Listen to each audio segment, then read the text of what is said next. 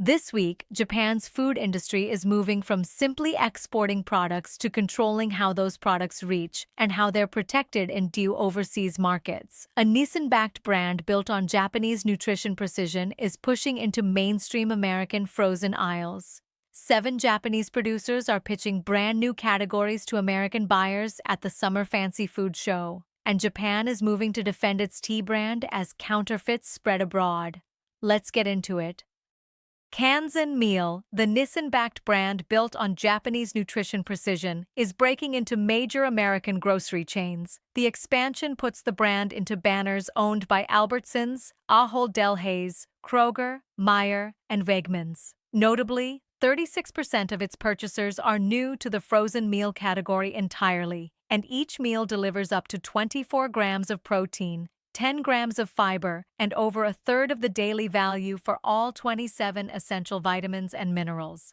Here's what makes this significant. KANZEN MEAL isn't landing in Asian specialty channels. It's going into mainstream frozen aisles, positioned around protein, fiber, and functional nutrition. That reframes a Japanese origin concept as an American wellness product, not an ethnic import. And that 36% figure tells you it's pulling in shoppers who weren't buying frozen meals before, expanding the category rather than just splitting it. For the industry, this signals that Japanese positioning in English-speaking markets is broadening from heritage categories into better-for-you mass retail. That move translates a Japanese idea into an American category. And our next story is about getting brand new Japanese products in front of U.S. buyers in the first place.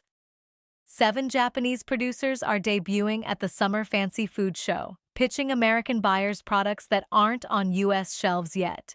The showcase, organized by export support firm Standage, features 7 Japanese producers under one booth.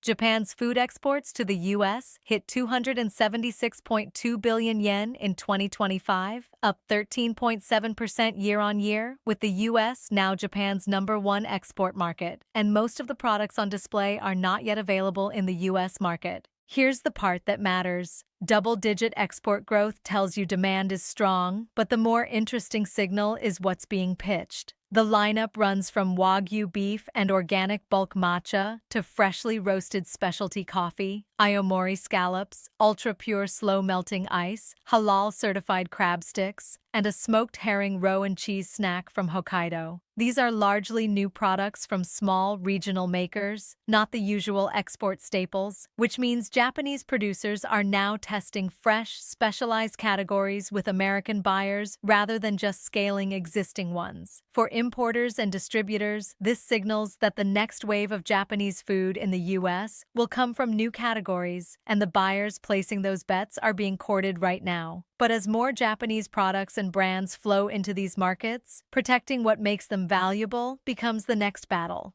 And that's our final story.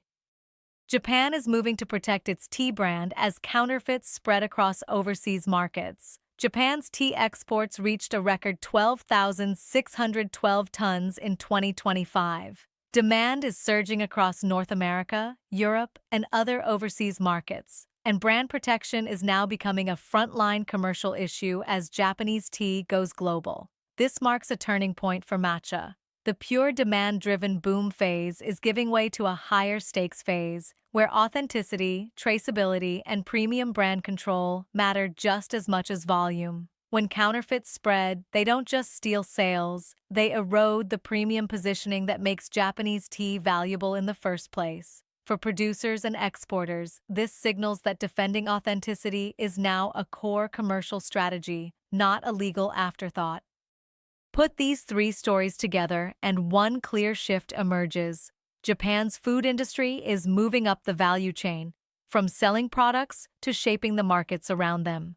KANZEN MEAL is translating a Japanese concept into a mainstream American wellness category. The fancy food show producers are seeding the next generation of products, and the tea sector is moving to protect the brand value it has already built. The overarching trend is control. Demand for Japanese food abroad is no longer the question. The question is who defines the next category, who owns the positioning, and who protects authenticity. For businesses in this space, the takeaway is that the competitive edge is shifting from access to ownership. owning the category, owning the wellness narrative, and owning the brand.